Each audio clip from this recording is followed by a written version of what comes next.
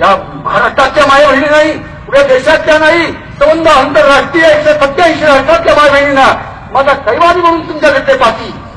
आज कुणीतरी माया बहिणींच्या शिरावरती दोरा घालण्याचं परिपत्र करणारा आणि अंततः भारतमातेच्या शिरावरती दोरा घालणारे आक्रमक त्यांचाही नायनाट करणारा कुणीतरी छत्रपती पाहिजे. आणि तो आई भवानी तुमच्या दिलेला तो प्रगट व्हावा अशी इच्छा आहे. आतंकवाद, दहशतवाद, अरे 1,23 कोटी लोकांचा देश आज कोणा कुठल्या सगळं निःसुख जीवन जगतोय. तुमच्या गांधीला घाबरत होतंय. दहशतवाद हैदराबादमध्ये शेण खातात. गेले 25-30 वर्ष हा नंगाळा चाललाय. त्याचं पारिपत्य कोण करील? त्याचं पारिपत्य गांधीजी पंडितजी मार्गावरती माणसं करू शकत नाही. त्याचं पारिपत्य महाराष्ट्र, संभाजी, शिवाजी, रक्तगटाचा जो महाराष्ट्र तोच करणार. आणि मध्ये लाल महाराज सुद्धा शाहिस्तखान त्या काळातला दहशतवादी त्याची जी माती गेली ती माती काढण्याची पद्धत ते सुद्धा आंतरराष्ट्रीय दहशतवादाचं समूळ निर्धारण करण्याची स्मारक करा. महाराज तुम्ही या देशाचं नेतृत्व स्वीकार. तुम्ही खासदारकीच्या आमदारकीच्या रिंगणात नका थांबू. महाराष्ट्र उभा देश तुमच्याकडे पाहिजे. लक्षावधी माझी खात्री आहे. हो कुत्र्या लांबचा ऐकत आहे मला कळतंय.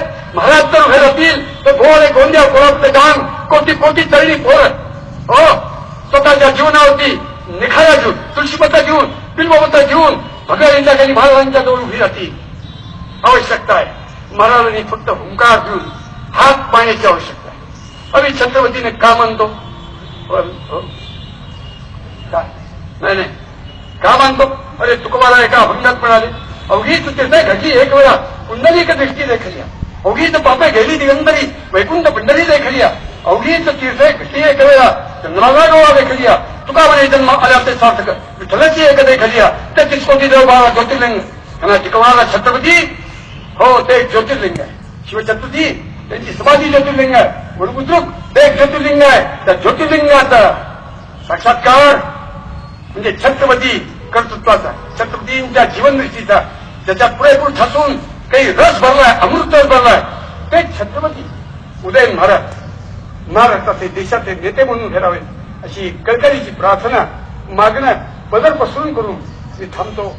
बोलणं खूप आवश्यक आहे. महाराजांना जायचंय. मी थांबतो. यानंतर ध्येयमंत्र आणि नंतर उठून उभं राहायचं. मुंगीच्या पावलात